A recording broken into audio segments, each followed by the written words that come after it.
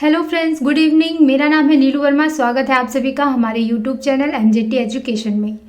Friends, आज की जो हमारी वीडियो है इसमें आप लोग पढ़ेंगे ऊतक। इंग्लिश में इसे कहते हैं टिश्यू। बहुत ही इंपॉर्टेंट वीडियो होने वाली है ये, तो आप लोग वीडियो को लाइक कर लीजिए, अपने दोस्तों के पास शेयर करके उन्हें भी हमारे साथ जोड़ लीजिए। फ्रेंड्स, वीडियो देखने के बाद अगर आप इसकी क्विज सॉल्व करना चाहते हैं तो आप हमारे एमजेटी ऐप को तुरंत इंस्टॉल कर लीजिए, क्योंकि इसकी जो आंसर पीडीएफ होगी और जो इसकी क्विज होगी वो आपको यहीं पर मिलेगी। तो अगर अभी तक आपने नहीं इंस्टॉल किया है तो आप इसे इंस्टॉल कर लें।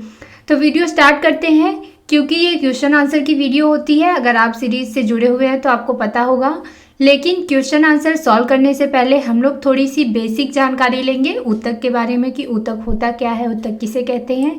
तो चलिए स्टार्ट करते हैं। तो ऊतक किसे कहते हैं? ये होता है एक समान प्रकार की कोशिकाओं का समूह। अगर आप सीरीज से जुड़े हुए हैं तो इसके पहले जो हमने वीडियो देखी थी, जो वीडियो मैंने बनाई थी, उसमें हम लोगों ने कोशिका को भी बहुत अच्छे से कवर किया था। कोशिका क्या होते हैं? हमारे शरीर के ह्यूमन बॉडी का एक सूक्ष्मतम इकाई होती है, यानी सबसे छोटा जो पार्ट होता है वो होता है कोशिका। और ऊतक क्या होता है? तो समान प्रकार की कोशिकाओं का समूह जो कि एक निश्चित कार्य के लिए जुड़े होते हैं, उनको कहते हैं ऊतक। और ऊतक जो होते हैं ये मिलकर के बनाते हैं बॉडी के ऑर्गन, और ऑर्गन मिलकर के बनाते हैं एक ह्यूमन बॉडी। तो इतना क्लियर हो गया।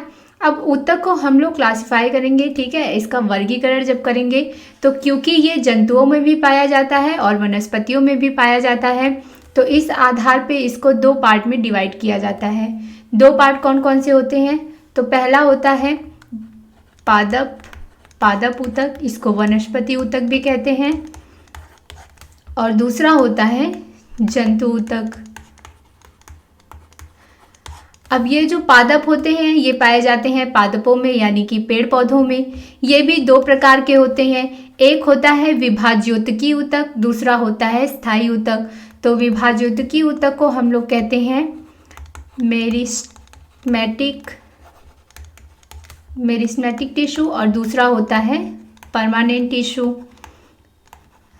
तो आज की जो वीडियो है उसमें हम लोग क्योंकि जंतु ऊतक के सारे क्वेश्चन आंसर सॉल्व करेंगे, तो वनस्पति या फिर पादप ऊतक है इसको हम लोग फिर किसी और दिन किसी और वीडियो में कवर करेंगे। तो आज हम लोग देखेंगे जंतु ऊतक के बारे में। अच्छा, एक और इम्पॉर्टेंट पॉइंट जो यहाँ छूट रही है, ऊतक का अध्ययन क्या कहलाता है? विज्ञान की जिस शाखा में ऊतकों का अध्ययन करते हैं उसे क्या कहते हैं? तो उसको कहते हैं हिस्टोलॉजी।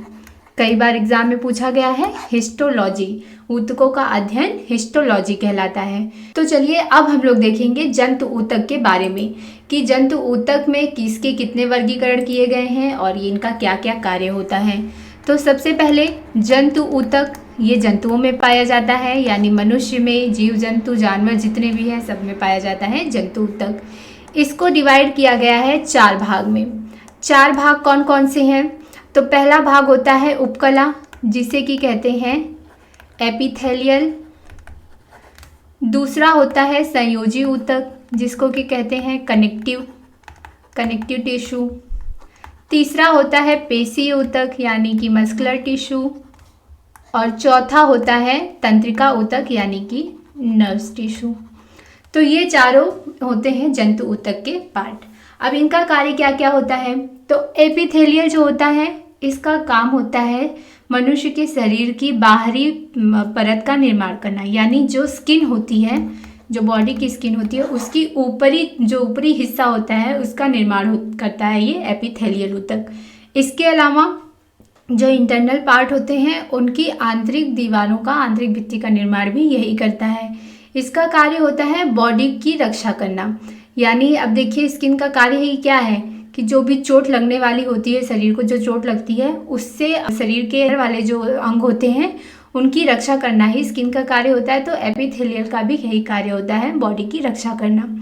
अब ये जो एपिथेलियल होते हैं इनको भी चार भागों में डिवाइड किया गया है, शल्की, स्तंभाकार, क्यूबाइनल और पक्षमाभी।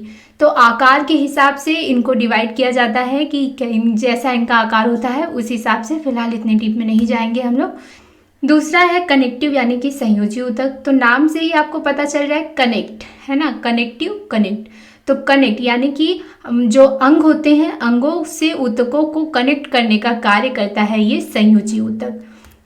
अब ये संयोजी ऊतक कहाँ होता है, कहाँ पाया जाता है? तो जो इंटरनल पार्ट होते हैं, जो शरीर के अंदर वाले भाग होते हैं, खाली जगहों में ये ऊतक पाए जाते हैं। ये ऊतक ठोस अवस्था में भी रहते हैं, तरल अवस्था में भी रहते हैं, जेली के फॉर्म में भी रहते हैं, सघन, विरल, ये कुछ भी हो सकते हैं। इनको भी 3 भागों में बांटा जाता है। वो 3 पार्ट कौन कौन से हैं? तो इनके 3 पार्ट होते हैं। एक होता है वास्तविक ऊतक, दूसरा होता है कंकाल ऊतक और तीसरा होता है तरल ऊतक। तो वास्तविक ऊतक के अंतर्गत आता है वसा, जो कि हमारे शरीर में पाया जाता है। अगर वसा की मात्रा ज़्यादा हो जाती है तो क्या होता है? शरीर में मोटापा बढ़ जाता है। कंकाल, नाम से आपको पता चल रहा होगा कि जो बॉडी को स्ट्रक्चर देता है, कंकाल तंत्र जो कि बना होता है हड्डियों का, तो वो होता है कंकाल ऊतक के अंतर्गत आता है। तरल, इसका मतलब हो जाएगा कि वे ऊतक जो कि लिक्विड फॉर्म में होते हैं, यानी कि जैसे ब्लड हो गया, प्लाज्मा हो गया, ये सब तरल ऊतक के अंतर्गत आते हैं।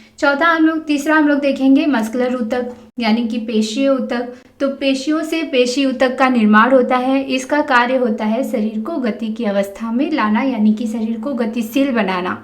तो ये पेशी ऊतक होता है। ये भी 3 भाग में डिवाइड किया गया है। इसको भी कौन कौन से? एक होता है अरेखित, इसको अनैच्छिक ऊतक भी कहते हैं। दूसरा होता है रेखित, यानी कि ऐच्छिक ऊतक, और तीसरा होता है हृदपेशी। तो नाम से देखिए, अरेखित यानी कि अनैच्छिक, वहाँ पाए जाते हैं ये जहाँ पर हमारा कंट्रोल नहीं होता, जहाँ पर अनैच्छिक गतिविधियाँ होती हैं। रेखित यानी कि ऐच्छिक, जहाँ पर हमारी इच्छा के अनुसार गतिविधियाँ होती हैं, वहाँ पे रेखित ऊतक पाए जाते हैं। अरेखित जैसे आँख की आइरिस में होता है, और रेखित को हम लोग कंकाल ऊतक भी कहते हैं। हृदपेशी ऊतक जो होते हैं ये हृदय में पाए जाते हैं। चौथा है नर्व सिस्टम, यानी कि तंत्रिकाओं से बना होता है ये तंत्रिका ऊतक। ये कहाँ पाया जाता है? तो ये पाया जाता है मस्तिष्क में, मेरुरज्जु में, और इसके अलावा तंत्रिका में। इन सब जगहों पर ये जो नर्व्स टिश्यू होते हैं, जो तंत्रिका ऊतक होते हैं, ये सब पाए जाते हैं। तो फिलहाल ये तो था ऊतक का कार्य। ऊतक करते क्या हैं? जंतु ऊतक, हमारी बॉडी में जो ऊतक पाए जाते हैं उनका क्या क्या कार्य होता है, कहाँ कहाँ पाए जाते हैं। अब हम लोग इससे रिलेटेड क्वेश्चन आंसर सॉल्व करेंगे। तो चलिए क्वेश्चन आंसर सॉल्व करेंगे। आई होप आपको इतना सब समझ में आ गया होगा, क्योंकि ये क्वेश्चन आंसर की वीडियो है तो ज़्यादा डीप में नहीं गई हूँ मैं, बस आपको ऊपर ऊपर से बेसिक नॉलेज ही दिया गया है। चलिए अब आंसर करेंगे आप लोग। फर्स्ट है ऊतक क्या होता है। मैंने आपको स्टार्टिंग में बताया ऊतक क्या होता है। वे कोशिकाएं जो मूल रूप से दिखने में और कार्य करने में समान होती हैं। मैंने कहा ना कि एक जैसी कोशिकाओं का ग्रुप होता है जो कि एक स्पेसिफिक कार्य करें, तो इसमें डी आंसर सही हो जाएगा। वे कोशिकाएं जो मूल रूप से दिखने में भी और कार्य करने में भी समान होती हैं, वो कहलाती हैं ऊतक। दूसरा देखेंगे रक्त क्या है। तो रक्त क्या है? सबसे पहले तो ऊतक है। अब कौन सा ऊतक है? तो हमने देखा था संयोजी ऊतक, कनेक्टिव ऊतक था, है ना, कनेक्टिव ऊतक। इसके 3 पार्ट थे। कौन कौन से थे? कनेक्टिव ऊतक का 3 पार्ट था। पहला था वास्तविक, दूसरा था कंकाल, और तीसरा था तरल। तो तरल ऊतक ही था रुधिर। इसमें रुधिर और प्लाज्मा आपके आते थे, रुधिर प्लाज्मा। तो अब यहाँ पे आपसे पूछ रहा है कि रक्त यानी कि रुधिर कौन सा ऊतक हो जाएगा? तो एक संयोजी ऊतक है। अब अगर यहाँ दिया होता तरल संयोजी ऊतक कंकाल, तो हम लोग इसमें तरल लगा देते, लेकिन यहाँ सिर्फ संयोजी ऊतक है, तो क्या है? रक्त जो है एक संयोजी ऊतक है। अगला क्वेश्चन है मुंह की परत डॉट डॉट से बनी होती है। तो मुंह की परत या हाथ की परत या पैर की परत, सब जितनी भी परतें होती हैं किससे बनी होती हैं? उपकला ऊतक से। और उपकला ऊतक में कौन सा? पपड़ीदार उपकला ऊतक से। तो इसमें आपका ऑप्शन सी करेक्ट हो जाएगा। नेक्स्ट क्वेश्चन देखेंगे। हमारे शरीर में कई अंग हैं, निम्नलिखित में से कौन सा अंग सबसे बड़ा है? अब ये तो बहुत ही इजी है, यहाँ पे दे दिया है क्वेश्चन कि अब आप बताइए कि इतने जो 4 ऑप्शन दिए हैं इसमें से सबसे बड़ा अंग कौन सा है? पेट है, गुर्दा है, त्वचा है कि दिमाग है? तो बहुत इजी है, सबको ही आ जाना चाहिए। क्या होता है? स्किन। स्किन से बड़ा अंग कोई नहीं होता है, सबसे बड़ा अंग स्किन है। त्वचा के नीचे और आंतरिक अंगों के बीच ऊतक बनता है। तो त्वचा के नीचे और आंतरिक अंगों के बीच में कौन सा ऊतक बनता है? तो क्या होगा इसमें हो जाएगा आपका ऑप्शन बी करेक्ट, वसा। वसा ही तो होता है आपकी जो चमड़ी होती है उसके अंदर, और जो अंदर वाले अंग होते हैं यानी कि ये कंकाल हो गया या जो भी, उसके बीच में क्या भरा होता है? वसा भरा होता है, फैट भरा होता है। अगर इसकी मात्रा ज़्यादा हो जाए तो क्या हो जाता है? शरीर में मोटापा आ जाता है। चलिए आगे बढ़ेंगे। नेक्स्ट क्वेश्चन, निम्नलिखित में से कौन सा एक संयोजी ऊतक है? तो संयोजी ऊतक देखेंगे, संवहनीय, त्वचा, हड्डी, ऊतक की छाल। तो कौन सा हो जाएगा इसमें संयोजी ऊतक? तो यहाँ पे आपका आंसर हो जाएगा सी करेक्ट। हड्डी जो होता है वो एक संयोजी ऊतक है। संयोजी ऊतक का कौन सा पार्ट है ये? तो ये आ जाएगा कंकाल, कंकाल के अंतर्गत, ठीक है, कंकाल। अब यहाँ देखिए ये संवहनी दिया है, लेकिन क्वेश्चन में आपसे क्या पूछ रहा है? कौन सा एक संयोजी ऊतक है, जबकि संवहनी क्या है? ये संयोजी ऊतक का एक पार्ट है। मैंने आपको 3 पार्ट बताए थे ना, कौन कौन से? एक था वास्तविक, दूसरा था कंकाल और तीसरा था तरल। तो तरल को ही संवहनीय ऊतक भी कहते हैं। तो यहाँ संवहनीय ऊतक नहीं होगा, बिल्कुल भी कंफ्यूज नहीं होंगे आप। यहाँ हो जाएगा हड्डी। संयोजी ऊतक क्या है इसमें से? हड्डी। आगे देखेंगे, पेशी ऊतक कितने प्रकार के होते हैं? तो पेशी ऊतक हमने देखा था कितने प्रकार के होते हैं? 3 प्रकार के। तो ऑप्शन इसमें सी करेक्ट हो जाएगा। 3 प्रकार के कौन कौन से होते हैं? तो तीनों होता है। पहला होता है अरेखित पेशी ऊतक, इसको अनैच्छिक भी कहते हैं। दूसरा था रेखित पेशी ऊतक, जिसको कि ऐच्छिक पेशी ऊतक भी कहते हैं। और तीसरा था हृदपेशी ऊतक। तो ये तीनों पार्ट होते हैं पेशी ऊतक के। तो यहाँ आपका ऑप्शन सी करेक्ट होगा। नेक्स्ट देखेंगे, मानव शरीर की त्वचा का सबसे बाह्य परत कहलाती है। तो सबसे बाह्य परत का निर्माण किससे होता है? उपकला से होता है, उपकला ऊतक से, जिसको कि हम लोग क्या कहते हैं? एपिथेलियल। अब यहाँ पे पूछ रहा है कि वो परत क्या कहलाती है, तो उस परत को क्या कहते हैं? एपिडर्मिस।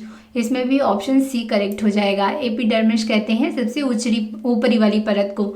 हमारी जो स्किन होती है इसमें कई सारी लेयर होती है, ऐसा नहीं कि बस एक ही होती है। तो सबसे ऊपरी वाली जो परत होती है उसको एपिडर्मिस कहते हैं। नेक्स्ट देखेंगे, किस प्रकार की कोशिका से त्वचा बनती है? अब जो हमारी स्किन होती है वो किस प्रकार की कोशिकाओं से बनती है? तो ऑप्शन जब आप देखेंगे तो संयोजी ऊतक सबसे पहले तो ये हट जाएगा। स्थानीय ऊतक ये भी हट जाएगा। मृदुतक तो ये तो हो ही नहीं सकता। तो बचा क्या? अधिचर्म। अब क्योंकि यहाँ चर्म त्वचा से बात हो रही है तो ये ऑप्शन हो जाएगा आपका करेक्ट। अधिचर्म कोशिकाओं से बनता है चर्म यानी कि त्वचा। तो इसमें ऑप्शन ए करेक्ट हो जाएगा। आगे बढ़ेंगे, निम्नलिखित में से संयोजी ऊतक नहीं है। इन सब में से संयोजी ऊतक किसमें नहीं होता है? तो तंत्रिका कोशिका, उपास्थि, अस्थि, रक्त। अब देखिए क्या होगा इसमें? रक्त जो होता है ये भी संयोजी ऊतक है ना। तीसरा वाला जो था तरल। अस्थि ये भी संयोजी ऊतक है। उपास्थि, अस्थि और उपास्थि दोनों कंकाल के अंतर्गत आते हैं, तो ये कंकाल संयोजी ऊतक हो जाएगा। तंत्रिका कोशिका ये जो है ये संयोजी ऊतक नहीं है। ये कौन सा ऊतक है? ये तंत्रिका ऊतक है। तो इसमें कौन सा करेक्ट हो जाएगा? ऑप्शन ए हो जाएगा इसमें राइट। तो फ्रेंड्स ये थी हमारी आज की वीडियो। कैसी लगी आपको कमेंट करके ज़रूर बताइएगा। अगर आपको वीडियो अच्छी लगी है तो इसे लाइक करके शेयर करिए। तो आज के लिए फ्रेंड्स बस इतना ही। बहुत ही जल्द मिलेंगे नेक्स्ट वीडियो में। तब तक आप लोग मन लगाकर पढ़ते रहिए, अपना ध्यान रखिए। जय हिंद, वंदे मातरम।